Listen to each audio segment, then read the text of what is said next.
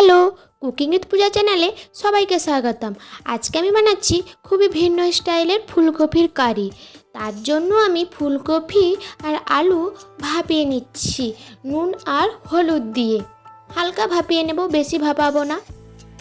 ভাপানো হতে থাক আর আমি এই দিকে একটু মশলা তৈরি করে নিচ্ছি।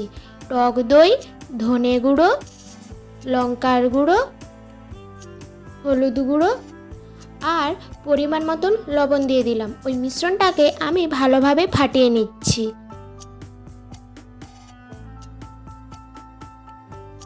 আর এইদিকে আমার ফুলকপির আলু হালকা ভাপানো হয়ে গেছে, তাই আমি তুলে নিচ্ছি। তারপর আমি কড়াইতে তেল দিলাম। ফুলকপি ভেজে নেব এবারে ভালো করে।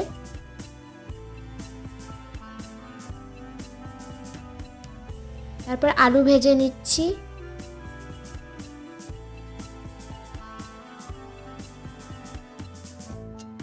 তারপর কড়াইতে আমি ফোড়ন দিলাম দারচিনি, গোটা জিরে, শুকনো লঙ্কা, তেজপাতা। তারপরে দিলাম পেঁয়াজ কুচি। হালকা ভাজা হয়ে যাওয়ার পরে আমি এখানে মশলা দিলাম, মানে আদা বাটা, রসুন বাটা, লঙ্কা বাটা আর হলুদ বাটা আর পরিমাণ মতন কাশ্মীরি লঙ্কা গুঁড়ো।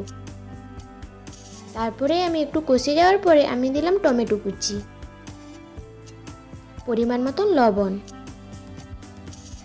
তারপরে আমি টক দইয়ের সাথে যে মিশ্রণটা তৈরি করেছিলাম আমি ওটা দিয়ে দিচ্ছি। তারপরে মশলাটা কষে যাওয়ার পরে তারপরে আমি ফুলকপি আলু যে ভেজে রেখেছিলাম ওগুলো আমি দিয়ে দিলাম।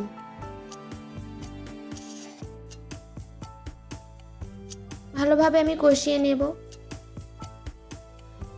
তারপরে আমি ডুমো ডুমো করে পেঁয়াজ কুচি রেখেছিলাম, আপনারা দিতেও পারেন নাও দিতে পারেন। তারপরে ধনেপাতা কুচি, ভালোভাবে আমি কষিয়ে নিচ্ছি। যে মশলা যে জলটা ছিল আমি ওটাও দিয়ে দিলাম। আপনাদের পরিমাণ মতন আপনারা জল দেবেন। সামান্য আমি একটু ফুটিয়ে গরম মশলা দিলাম, তারপরে আমি নামিয়ে দিলাম। আমার ভিডিওটা যদি ভালো লাগে থাকে লাইক, কমেন্ট, শেয়ার করবেন। ধন্যবাদ।